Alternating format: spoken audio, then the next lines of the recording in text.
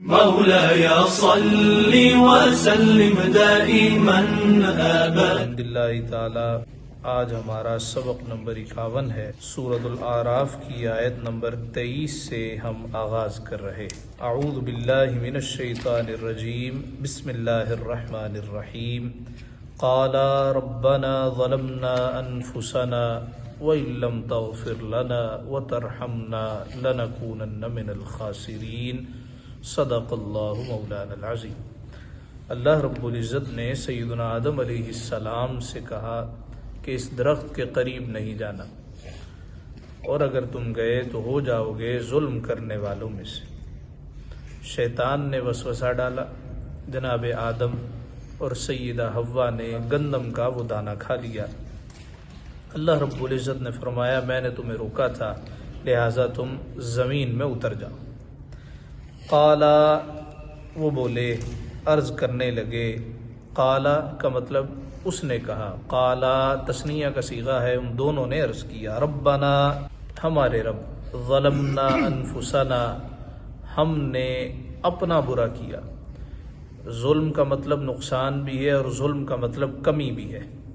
ہم نے اپنی کمی کی، ہم نے اپنا ہی نقصان کیا. وَإِن لَّمْ تَغْفِرْ لَنَا، تو اگر تو ہمیں نہ بخشے، وَتَرْحَمْنَا، اور ہم پر رحم نہ فرمائے، لَنَكُونَنَّ مِنَ الْخَاسِرِينَ، تو ہم ضرور نقصان والوں میں سے ہوئے. قال، اللہ نے فرمایا، اهْبِطُوا بَعْضُكُمْ لِبَعْضٍ عَدُوٌّ، اترو تم میں ایک دوسرے کا دشمن ہے. وَلَكُمْ فِي الْأَرْضِ مُسْتَقَرٌّ، اور تمہارے لیے زمین مستقر ہے، تم نے یہاں پہ ٹھہرنا ہے. وَمَتَاعٌ إِلَىٰ حِينٍ، اور یہیں پر برتنا ہے ایک معینہ مدت تک. سوال پیدا ہوتا ہے کہ سیدنا آدم علیہ السلام کا یہ کہنا، اے اللہ ہم نے اپنے اوپر ظلم کیا، تو مولا تو ہمیں اگر نہ بخشے، رحم نہ فرمائے، تو ہم ضرور خسارہ پانے والوں میں سے ہو جائیں. اگر تو یہ جنت میں انہوں نے دعا مانگی جس طرح کے مفسرین نے کہا ہے، تو اللہ تعالیٰ نے دعا کو قبول کیا، یعنی اللہ تعالیٰ نے معاف فرما دیا. جب معاف فرمایا تو پھر کیوں کہا اہبطوا بعضکم لبعض عدو، اتر جاؤ؟ جب معافی جو ہو گئی تو پھر زمین پہ کیوں بھیجا گیا؟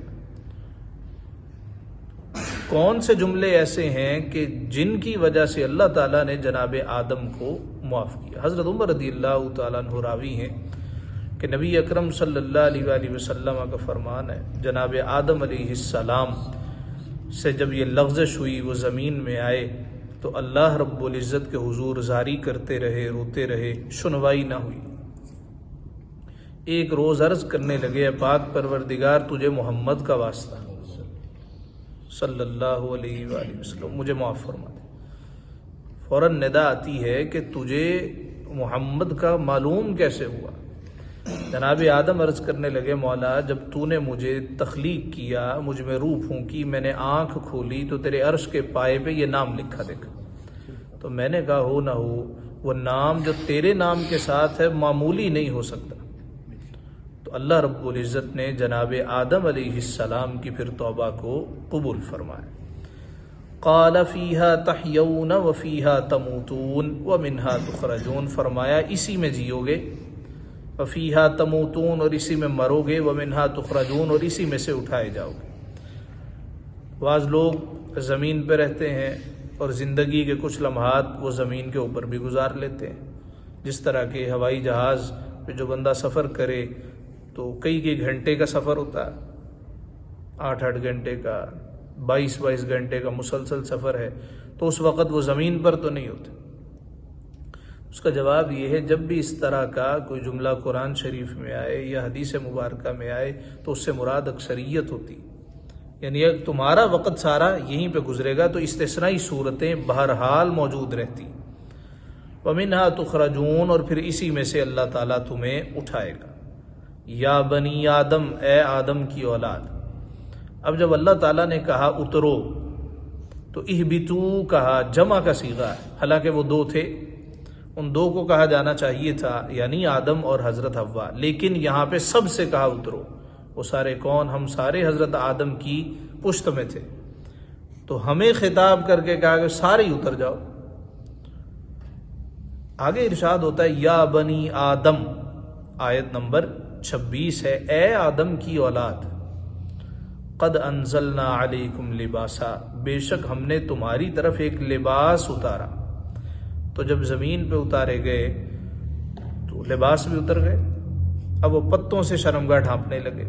اللہ رب العزت نے فرمایا ہم نے تمہاری طرف، علیکم تمہاری طرف لباس اتارا، یواری سوآتکم، یہ جو لباس ہے تمہاری شرم کی چیزیں چھپائے، وریشا، اور اس سے تمہاری زیب و زینت ہو۔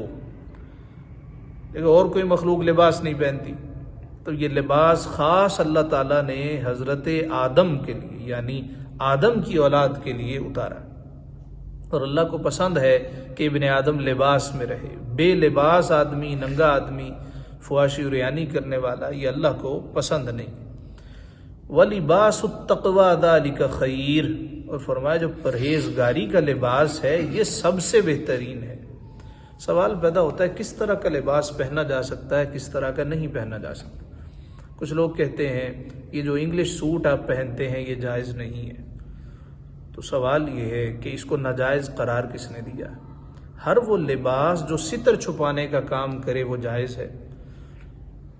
ہم یہاں پہ شلوار قمیص پہنتے ہیں، نبی پاک صلی اللہ علیہ وسلم نے کبھی شلوار جس طرح ہم پہنتے ہیں ایسے نہیں پہنی، آپ نے ہمیشہ تہبند باندھا۔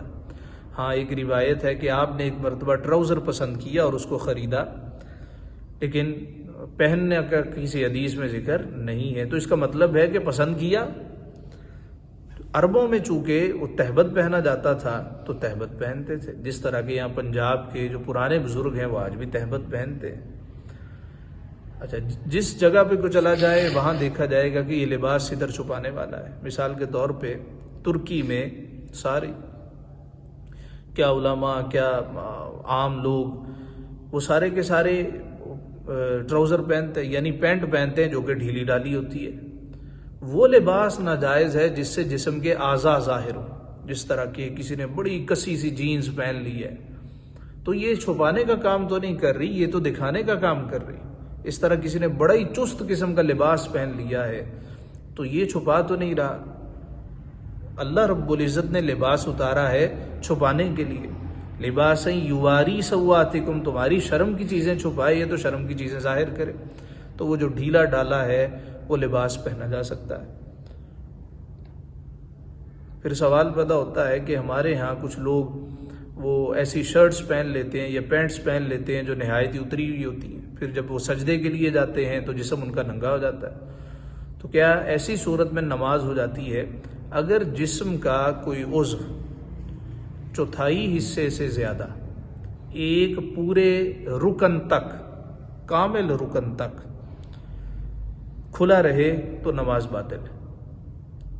یعنی اگر اس کی شرٹ اونچی ہو گئی، پینٹ نیچی ہو گئی اور اس نے فوراً سیدھی کر لی پھر تو معافی تلافی ہے، لیکن اگر وہ پورا رکن ہی ایسے رہا تو اس کی نماز باطل ہے، اس لیے کہ ستر عورت یہ نماز کے لیے شرط ہے، اور ستر مرد کا ہے کہاں تک سے کہاں تک؟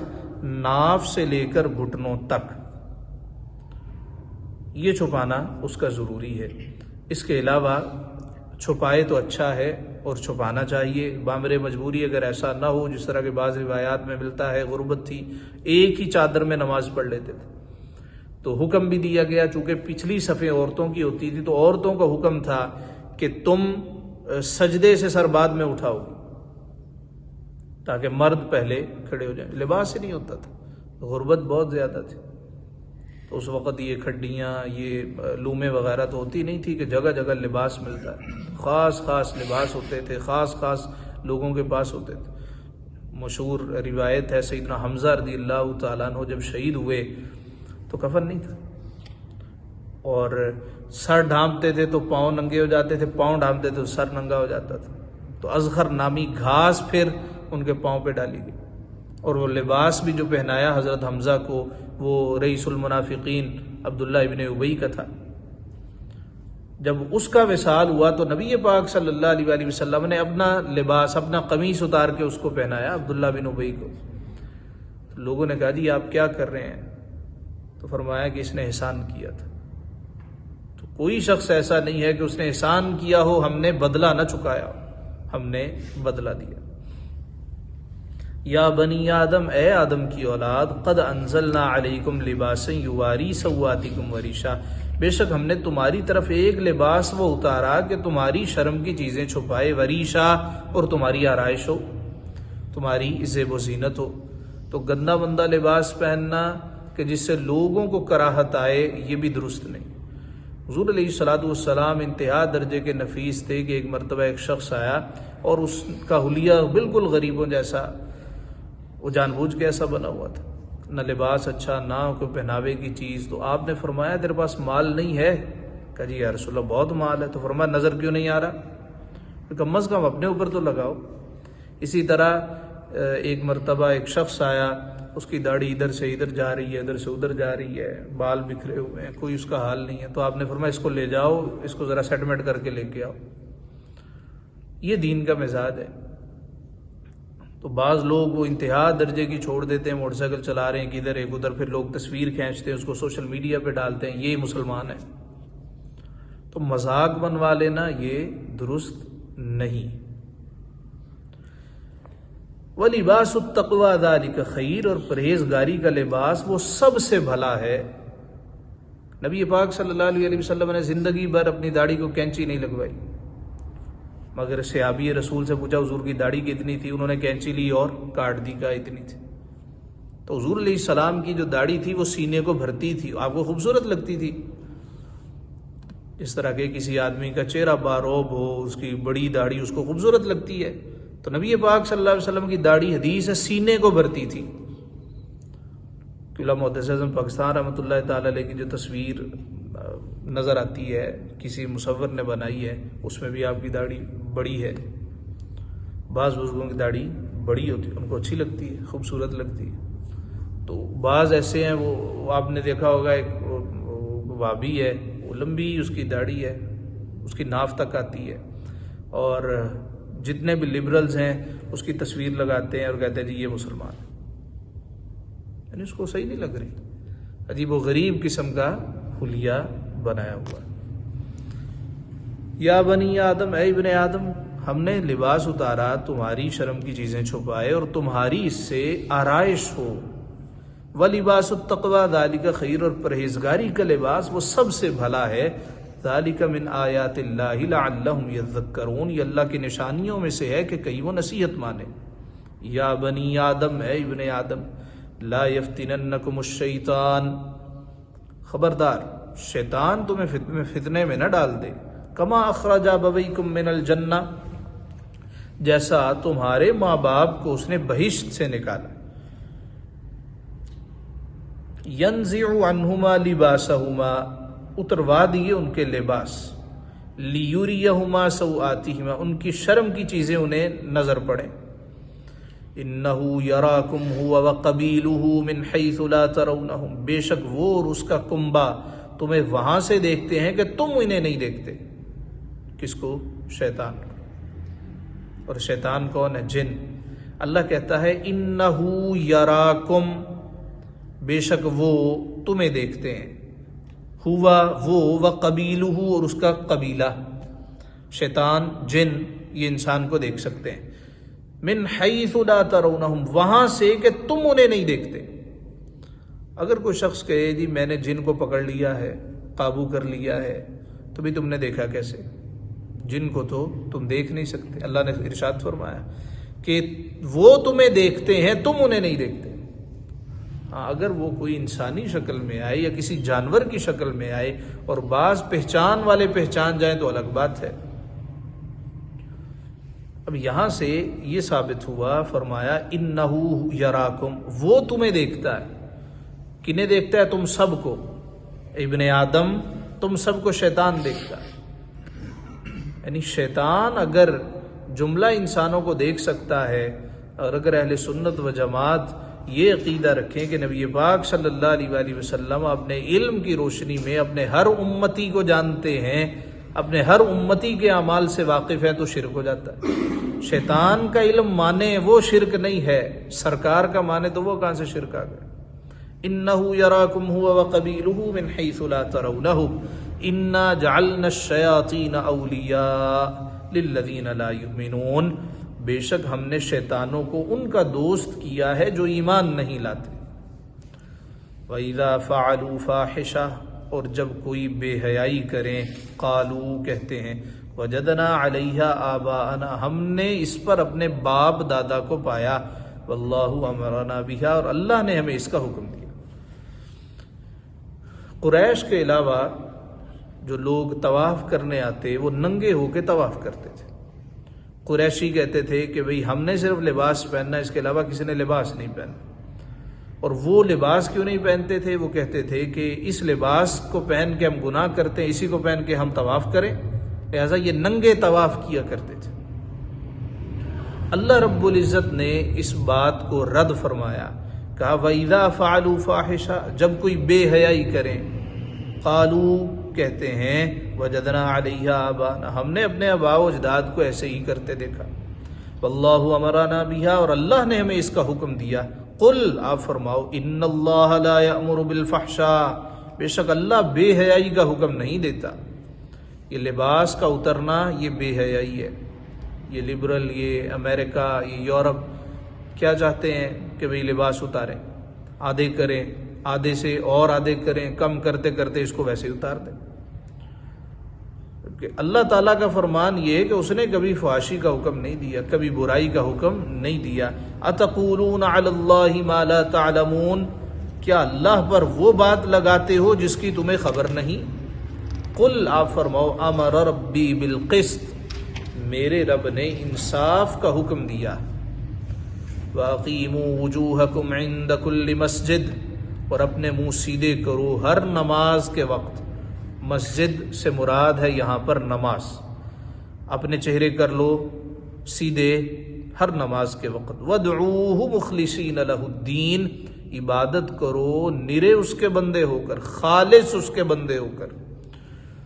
مطلب یہ ہے کہ جب بھی نماز پڑھنی ہے قبلہ رخ ہو کے نماز ادا کر۔ اگر جہاز پہ سفر کر رہے ہیں اور وقت نماز آ گیا، چیئر پر ہی بیٹھے نماز پڑھ لو، بہتر یہ ہے کہ کھڑے ہو کے پڑھ لیں، تو وہاں تو اگر کھڑے ہونے کی جگہ نہ ہو، یعنی ایسا جہاز نہ ہو جہاں پہ نماز کی جگہ بنی ہے، تو کچھ جہاز ایسے بھی ہوتے ہیں جہاں نماز کی جگہ بنی ہوتی ہے، تو اکثر ایسے ہیں کہ وہاں پہ کسی عبادت کی کوئی جگہ نہیں ہے۔ تو اگر جگہ نہیں ہے کیا کیا جائے؟ کرسی پر بیٹھا جائے، قبلہ کی طرف کم از کم منہ کر لیا جائے، پوچھ لیا جائے جی قبلہ کس طرف، تو اس طرف منہ کر کے پھر نماز ادا کر لی جائے۔ کما بداکم تعودون، فرمایا عبادت کرو خالص اس کے بندے ہو کر، جیسے اس نے تمہارا آغاز کیا ویسے ہی پلٹو گے۔ یہاں پہ بعض اہل تشیع کہتے ہیں کہ چونکہ ہم اسی طرح دنیا میں آئے تھے کہ ہاتھ ہمارے نیچے تھے، لہٰذا ہم نماز بھی ایسے ہی ادا کریں۔ تو اس کا جواب یہ ہے کہ پھر ہم آئے بھی بے لباس تھے تو نماز بھی پھر ایسے ہی ادا کریں۔ ایسے ہی کسی آیت کو دلیل بنا لینا جو کہ تمہارے موقف کی دلیل نہیں بن سکتی۔ فریقاً ہدا و فریقاً حق علیہم الضلالہ، ایک فرقے کو راہ دکھائی، و فریقاً حق علیہم الضلالہ، اور ایک فرقے کی گمراہی ثابت ہوئی۔ انہم اتخذوا الشیاطین اولیاء من دون اللہ، انہوں نے اللہ کو چھوڑ کر شیطانوں کو والی بنایا۔ وَيَحْسَبُونَ، اور سمجھتے ہیں، أَنَّهُمْ مُهْتَدُونَ، کہ وہ راہ پر ہیں۔ یا بنی آدم، اے آدم کی اولاد، خُذُوا زِینَتَکُمْ، اپنی زینت لو، عِنْدَ كُلِّ مسجد، جب مسجد میں جاؤ یا جب نماز کے لیے آؤ۔ جب بھی نماز پڑھنی ہے تو زینت کے ساتھ، یعنی پورا لباس پہننا ہے، سر ڈھانپنا ہے۔ نبی پاک صلی اللہ علیہ وآلہ وسلم نے کبھی عمومی طور پر کبھی بھی ننگے سر نماز ادا نہیں کی۔ آج کل ننگے سر نماز پڑھنے کا رواج ہے، سرکار نے کبھی بھی، وہ حج کے معاملات احرام کے وہ الگ ہیں، سرکار نے کبھی ننگے سر نماز ادا نہیں کی۔ سرکار کا سر ہمیشہ ڈھانپا ہوا ہوتا تھا۔ کہتے ہیں جی ہم خشوع و خضوع کی وجہ سے ننگے سر نماز پڑھتے ہیں، یعنی صحابہ سے بڑھ کر آپ کا خشوع ہے، ان سے بڑھ کر آپ کا خضوع ہے، وہ کبھی ننگے سر نہیں رہے۔ مسلمانوں کی عزت سر ڈھانپنے میں، آپ دیکھیں کہ جب ان کو ٹرافی ملتی ہے پلیئرز کو، انہوں نے وہ کیپ پہنی ہوتی ہے لیکن جب ٹرافی لینے آتے تو اتار نہیں دیتے، اس لیے کہ ان کے ہاں ننگا سر یہ اگلے کی عزت ہے، اپنی بھی عزت ہے، لیکن اسلام میں سر ڈھانپنا یہ اگلے کی بھی عزت ہے، خود کی بھی عزت ہے۔ گھروں میں کیا ہوتا ہے کہ ابا جی آ گئے، پہلے تو بڑا اس پہ عمل ہوتا تھا، ابا جی آ گئے، دادا جی آ گئے تو بیویاں دوپٹے کدھر ہیں بھائی، دوپٹے سر پہ لو، بچے سگریٹ نہیں پی رہے، لوگ چھپ رہے ہیں، جو بڑے آ گئے ہیں سر ڈھانپ کے ان کے سامنے جاؤ، ایسے ہی ہوتا تھا۔ لیکن آج وہ دور رخصت ہو، لیکن ہے عمل یہی جو کہ وہ کیا کرتے تھے۔ ارشاد ہوتا ہے اے آدم کی اولاد خذوا زینتکم عند کل مسجد، اپنی زینت لو جب بھی مسجد میں جاؤ۔ فجر کی نماز کے وقت آپ دیکھیں کہ لوگ رات کا ہی پہنا ہوا وہی ٹروزر وہی گندی سی تہمت پہن کے مسجد میں آ جاتے ہیں اور اس طرح وہ رب کی نماز پڑھتے ہیں۔ یعنی یہ لباس جس کو پہن کے آپ مسجد تشریف لائے ہیں، کیا یہ لباس پہن کے آپ کسی دعوت پہ جا سکتے ہیں؟ یہ لباس پہن کے آپ شادی پہ جا سکتے ہیں؟ لباس پہن کے آپ کسی سے ملنے جا سکتے ہیں؟ نہیں جا سکتے۔ تو اللہ تعالیٰ کی اتنی وقت بھی نہیں ہے کہ اس کے سامنے بندہ بہتر لباس پہن کے حاضر ہو۔ یہ ارشاد ہے اے آدم کی اولاد خذوا زینتکم عند کل مسجد، اپنی زینت لو جب مسجد میں جاؤ، نسبتاً بہتر بن کے مسجد میں جاؤ۔ وَكُلُوا وَاشْرَبُوا، اور کھاؤ اور پیو، وَلَا تُسْرِفُوا، اور حد سے نہ بڑھو۔ چونکہ پیچھے حضرت آدم علیہ السلام کے دانا کھانے کا ذکر ہے، اس لیے فرمایا کھاؤ پیو وَلَا تُسْرِفُوا، حد سے نہ بڑھو، جس چیز سے اللہ نے روکا ہے اس سے رک جاؤ۔ فرمایا گیا کہ معدے کے 3 حصے، پیٹ کے 3 حصے کیا کرو، ایک حصہ کھانے کے لیے، ایک حصہ پینے کے لیے اور ایک حصہ سانس کے لیے۔ لیکن اکثریت کیا کرتی ہے، ابھی 3 حصے کھانے کے، پانی جائے دائیں بائیں اور سانس آئے نہ آئے، اللہ کے والے۔ فرمایا کھاؤ پیو، اسراف نہ کرو، بھوک نہیں لگی پھر بھی کھائے جا رہے ہیں ندیدوں کی طرح، جو شاید یہ زندگی میں پہلی دفعہ اور آخری دفعہ ملا، جس طرح کہ عام طور پہ شادیوں میں ہوتا ہے، اتنا کھانا ڈال لیتے ہیں، اتنا کھانا ڈال لیتے ہیں اور وہ کھایا نہیں جاتا، اس طرح پھینک دیتے ہیں۔ اور ایک پلیٹ خراب کی، دوسری پلیٹ خراب کی۔ یہ نہیں ہے کہ کسی باپ نے ساری زندگی اپنے پیسے جوڑے ہیں تاکہ ہماری بچی کی شادی ہو اور کھانا ہم اچھا دے سکیں، اور بھلے مفت کا ہی کیوں نہ ہو۔ فرمایا نہیں گیا کہ یہ بھی اسراف ہے، تم نہر کے کنارے بیٹھے ہو وہاں پانی ضائع کر رہے ہو، وہاں کون پانی ضائع کرتا ہے، پانی تو نکل ہی جا رہا ہے نا۔ فرمایا تمہارے لیے یہ اسراف ہے، بے شک مفت کا کھانا ہے، ڈھیر کھانا ہے، تم نے کھانا ہی نہیں ہے تو کیوں ضائع کر رہے ہو۔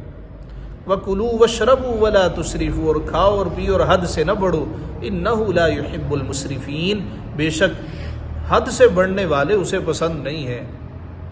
قُلْ مَنْ حَرَّمَ زِينَةَ اللَّهِ الَّتِي أَخْرَجَ لِعِبَادِهِ وَالطَّيِّبَاتِ مِنَ الرِّزْقِ، آپ فرماؤ کس نے حرام کی اللہ کی وہ زینت جو اس نے اپنے بندوں کے لیے نکالی، اور پاک رزق، یہ زیب و زینت حضرت انسان کے لیے ہے، یہ کس نے حرام قرار دی ہے، کس نے اس سے روکا؟ اور پاکیزہ رزق اللہ نے عطا کیا ہے، کون ہے جو اس کو حرام قرار دینے والا؟ قُلْ هِيَ لِلَّذِينَ آمَنُوا فِي الْحَيَاةِ الدُّنْيَا خَالِصَةً يَوْمَ الْقِيَامَةِ، تم فرماؤ کہ وہ ایمان والوں کے لیے ہے دنیا میں، اور قیامت میں تو خاص انہی کی ہے۔ كَذَلِكَ نُفَصِّلُ الْآيَاتِ لِقَوْمٍ يَعْلَمُونَ، ہم یوں ہی مفصل آیتیں بیان کرتے ہیں علم والوں کے لیے۔ ہم نے چھوٹی کتابوں میں پڑھا ہے کہ نبی پاک صلی اللہ علیہ وآلہ وسلم کے جسم مبارک پر جو لباس ہوتا تھا، آپ خود ہی ٹانکا لگا لیا کرتے تھے، جھاڑو دے لیا کرتے تھے، گھر کے کام کاج کر لیا کرتے تھے۔ اچھا، اس سے ایک تصور ذہن میں بیٹھ گیا کہ شاید آپ کا لباس نعوذ باللہ کو پاک صاف کو صاف ستھرا نہیں ہوتا تھا، یعنی اگر کسی کا لباس کی جگہ سے پھٹا بھی ہو اور وہ ٹانکا بھی لگا لے تو وہ بدصورت نہیں ہو جاتا، چونکہ آپ اسراف کو پسند نہیں کرتے تھے، ذرا سا یہاں پہ کوئی مسئلہ نظر آیا تو اس کو پھاڑ کے پھینک دو، اسراف نہیں کرتے۔ حالانکہ کئی روایات ہیں کہ آپ صلی اللہ علیہ وآلہ وسلم سرخ دھاری دار جبہ زیب تن کیے ہوئے تھے، اور یہ ایسا جبہ سرخ دھاری دار لباس کون پہنتا ہے؟ دلہا پہنتا ہے، دھاریاں ہیں اور خوبصورت لگ رہا ہے، کسی میں کالی دھاریاں ہیں، کسی میں سرخ دھاریاں ہیں، تو نبی اکرم جاند عالم صلی اللہ علیہ وآلہ وسلم دھاری دار سرخ چادر اوڑے ہوئے، سرخ جبہ زیب تن کیے. تو حضور کے صحابی کہتے ہیں کہ میں حضور علیہ السلام کے قریب آیا کسی کام کی غرض سے، اور آسمان پہ 14ویں کا چاند چمک رہا تھا، نیچے مصطفیٰ چمک رہے تھے. میں کبھی آسمان کو دیکھتا اور کبھی آمنہ کے چاند کو دیکھتا، سوچ میں پڑ گیا کہ دونوں میں سے زیادہ حسین کون سا چاند ہے. تو کہتے ہیں کہ اسی تذبذب میں تھا، میرے دل نے آواز دی تو کس خیال میں مست ہے، یہ آسمان کا چاند تو ہمارے اس چاند کے حسن کی خیرات پہ چمکتا. تو زیب و زینت یہ انسان کا حق ہے، ہر وہ زیب و زینت جو کہ حدود میں رہ کر کی جائے. اب یہ تو کوئی زیب و زینت نہیں ہے کہ بھئی مرد وہ کانٹے ڈالنا شروع کر دیں، یہ تو کوئی زیب و زینت نہیں ہے کہ مرد آئی لائنر لگانا شروع کر دیں، آئی لیشز لگانا شروع کر دیں. یہ کون سی، یہ تو خواتین کے کام ہے جو مردوں نے لپسٹک لگانا شروع کر دی. تو مردوں کی اپنی زیب و زینت ہے، خواتین کی اپنی زیب و زینت ہے. تو ہر وہ زیب و زینت جو حدود میں رہ کر ہو، دین اسلام کبھی اس سے منع نہیں فرماتا. قل انما حرم ربی الفواحش ما ظہر منها وما بطن، تم فرماؤ میرے رب نے تو بے حیائیاں حرام فرمائی ہیں. وہ کون سی بے حیائیاں؟ ما ظہر منها وما بطن، جو ان میں کھلی ہیں جو چھپی ہیں. ظاہراً اگر کوئی شخص کسی پہ تہمت لگاتا ہے اور کسی کو برا بھلا کہتا ہے، کسی کو مارتا ہے، ظلم کرتا ہے، یہ بھی ناجائز ہے. کوئی زنا کرتا ہے، کوئی لواطت کے فعل بد میں مبتلا، یہ تمام فواحش ہیں، کوئی کھلی ہیں کوئی باطن ہیں، یہ سب ناجائز ہیں.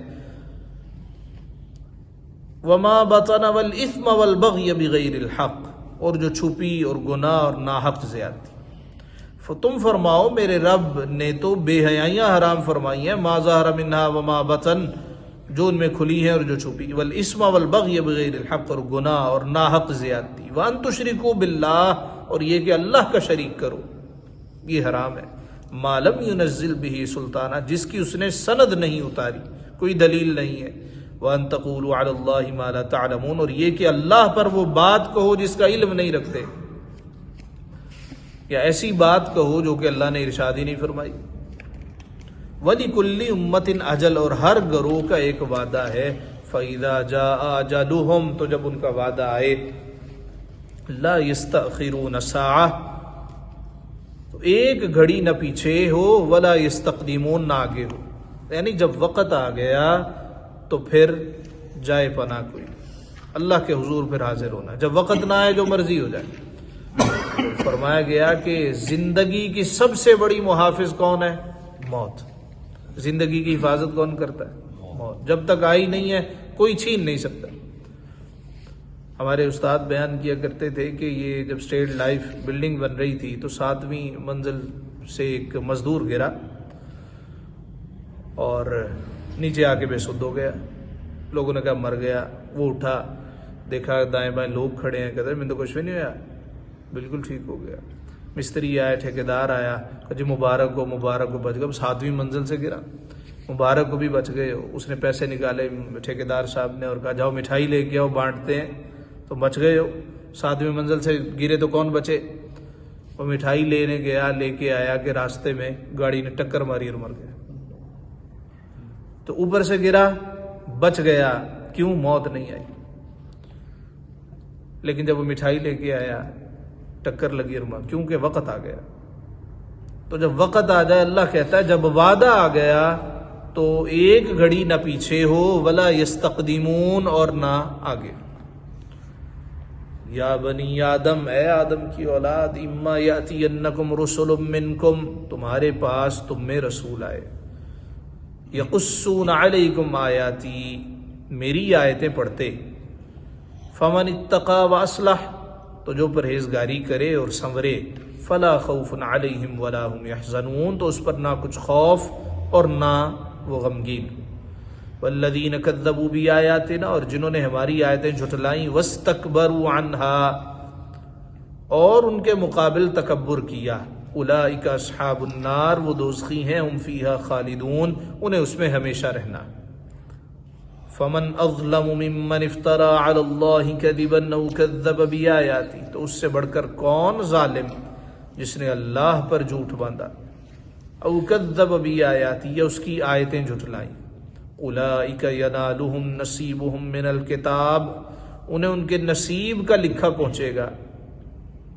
حتی اذا جاءتہم رسلنا یتوفونہم قالوا، یہاں تک کہ جب ان کے پاس ہمارے بھیجے ہوئے ان کی جان نکالنے آئے، رسولنا ہمارے بھیجے ہوئے، یتوفونہم ان کی جان نکالنے آئے، قالوا تو ان سے کہتے ہیں اینما کنتم تدعون من دون اللہ، تو ان سے کہتے ہیں کہاں ہیں وہ جن کو تم اللہ کے سوا پوجتے تھے؟ قالوا ضلوا عنا، وہ کہتے ہیں گم ہو گئے، گواچ گئے۔ وشہدوا علی انفسہم انہم کانوا کافرین، اور اپنی جانوں پر آپ گواہی دیتے ہیں کہ وہ کافر تھے۔ قال ادخلوا فی امم قد خلت من قبلکم من الجن والانس فی النار، اللہ ان سے فرماتا ہے ادخلوا فی امم قد خلت من قبلکم، کہ تم سے پہلے جو اور جماعتیں جن اور آدمیوں کی آگ میں گئیں انہی میں جاؤ، انہی میں داخل ہو جاؤ۔ کلما دخلت امت اللعنت اختہا، جب ایک گروہ داخل ہوتا ہے دوسرے پر لعنت کرتا ہے۔ حتی اذا ادارکوا فیہا جمیعا، یہاں تک کہ جب سب اس میں جا پڑے، قالت اخراہم لأولاہم، تو پچھلے پہلو کو کہیں گے، جو پچھلے ہوں گے وہ بعد میں آنے والوں کو کہیں گے، ربنا ہمارے رب، ہؤلاء یضلونا، انہوں نے ہم کو بہکایا، فآتہم عذابا ضعفا من النار، تو انہیں آگ کا دونا عذاب دے۔ قال فرمائے گا لکل ضعف ولکن لا تعلمون، سب کو دونا ہے مگر تمہیں خبر نہیں۔ وقالت اولاہم لاخراہم، اور پہلے پچھلوں سے کہیں گے، فما کان لکم علینا من فضل، تو پہلے پچھلوں سے کہیں گے تو تم کچھ ہم سے اچھے نہ رہے، فذوقوا العذاب بما کنتم تکسبون، تو چکھو عذاب بدلہ اپنے اعمال کا۔ ان الذین کذبوا بآیاتنا واستکبروا عنہا، وہ جنہوں نے ہماری آیتیں جھٹلائیں اور ان کے مقابل تکبر کیا۔ لا تفتح لهم ابواب السماء، ان کے لیے آسمان کے دروازے نہ کھولے جائیں گے۔ ولا يدخلون الجنہ، اور وہ جنت میں نہ داخل ہوں گے۔ حتی یلج الجمل فی سم الخیاط، یہاں تک کہ سوئی کے ناکے اونٹ داخل نہ ہو۔ جو بھی اعمال بندہ کرتا ہے یا آسمانوں کی طرف جاتے ہیں، آسمانوں کے دروازے کھلتے ہیں اور بندوں کے اعمال اوپر پہنچتے ہیں۔ تو فرمایا وہ جنہوں نے ہماری آیتوں کو جھٹلایا اور اس کے مقابل تکبر کیا، وہ جنت میں نہیں جائیں گے یہاں تک کہ سوئی کے ناکے سے اونٹ نکل جائے، یعنی نہ سوئی کے ناکے سے اونٹ جائے گا اور نہ ان کے اعمال اوپر جائیں گے، نہ اللہ انہیں جنت میں داخل کرے گا۔ وَكَذَلِكَ نَجْزِي الْمُجْرِمِينَ، اور مجرموں کو ہم ایسا ہی بدلہ دیتے ہیں۔ لَهُم مِّن جَهَنَّمَ مِهَادٌ وَمِن فَوْقِهِمْ غَوَاشٌ، انہیں آگ ہی کا بچھونا اور آگ ہی کا اوڑھنا، بستر میں ایک چیز نیچے ہوتی ہے ایک چیز اوپر ہوتی ہے، ان کے لیے کہا ان کا بچھونا بھی آگ کا اور ان کا اوڑھنا بھی آگ کا۔ وَكَذَلِكَ نَجْزِي الظَّالِمِينَ، اور ظالموں کو ہم ایسا ہی بدلہ دیتے ہیں۔ وَالَّذِينَ آمَنُوا وَعَمِلُوا الصَّالِحَاتِ، اور وہ جو ایمان لائے اور مقدور بر اچھے کام کیے۔ لا نکلف نفسا الا وسعها، ہم کسی پر طاقت سے زیادہ بوجھ نہیں رکھتے۔ اولئک اصحاب الجنہ، وہ جنت والے ہیں، ہم فیہا خالدون، انہیں اس میں ہمیشہ رہنا۔ ونزعنا ما فی صدورہم من غل تجری من تحتہم الانہار، اور ہم نے ان کے سینوں میں سے کینے کھینچ لیے۔ کون؟ جو جنتی ہیں، ان کے نیچے نہریں بہیں گی اور کہیں گے، یعنی جو جنتی ہیں ان کے اندر کینہ نہیں ہے، ان کے اندر بغض نہیں ہے۔ فرمایا ان کے نیچے نہریں بہیں گی اور کہیں گے الحمدللہ، سب خوبیاں اللہ کے لیے، الذی ہدانا لہذا، جس نے ہمیں اس کی راہ دکھائی، وما كنا لنهتدي لولا ان هدانا اللہ، اور ہم راہ نہ پاتے اگر اللہ راہ نہ دکھاتا۔ لقد جاءت رسل ربنا بالحق، بے شک ہمارے رب کے رسول حق لائے۔ ونودوا، اور ندا ہوئی، ان تلکم الجنہ اورثتموها، یہ جنت تمہیں میراث ملی، بما کنتم تعملون، یہ صلہ ہے تمہارے اعمال کا، وراثت میں جنت دے دی جائے گی۔ حالانکہ بندے کی وراثت تو نہیں، اس نے جو اعمال کیے اس کے بدلے اللہ تعالیٰ یہ صلہ عطا فرمائے گا کہ تمہاری میراث ہے۔ وَنَادَى أَصْحَابُ الْجَنَّةِ أَصْحَابَ النَّارِ، اور جنت والوں نے دوزخ والوں کو پکارا، کیا کہا؟ ان قد وجدنا ما وعدنا ربنا حقا، ہمیں تو مل گیا جو سچا وعدہ ہم سے رب نے کیا تھا۔ فہل وجدتم ما وعد ربکم حقا، تو کیا تم نے بھی وہ پا لیا جو تمہارے رب نے سچا وعدہ دیا تھا؟ یہ کون کہہ رہا ہے؟ یہ جنتی جہنمیوں کو کہہ رہے ہیں۔ کیا کہہ رہے ہیں کہ بھی اللہ نے ہم سے جو وعدہ کیا تھا ہمیں تو مل گیا، یعنی اللہ نے جنت دے دی، تو کیا جو تم سے وعدہ کیا تھا تمہیں مل گیا؟ قالوا نعم، وہ بولے ہاں، یعنی ہمیں معلوم تھا کہ بھئی اس کو نہ مانیں گے تو جہنم ملے گی، تم سے بھی سچا وعدہ ہوا، ہم سے بھی سچا وعدہ ہوا۔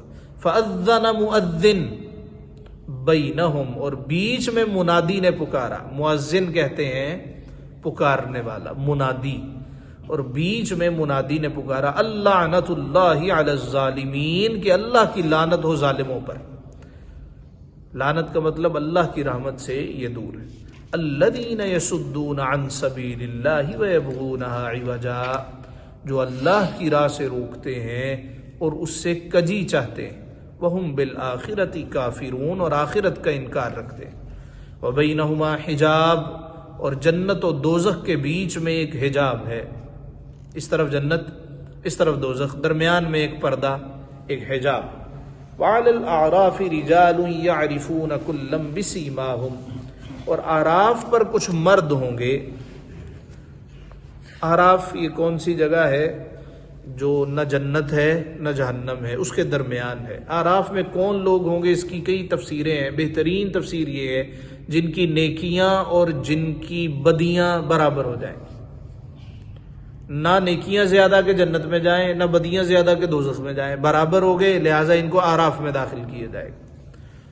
اللہ رب العزت نے فرمایا وعلی الاعراف رجال، اور اعراف پر کچھ مرد ہوں گے، یعرفون کلا بسیماہم، کہ دونوں فریق کو ان کی پیشانیوں سے پہچان لیں گے۔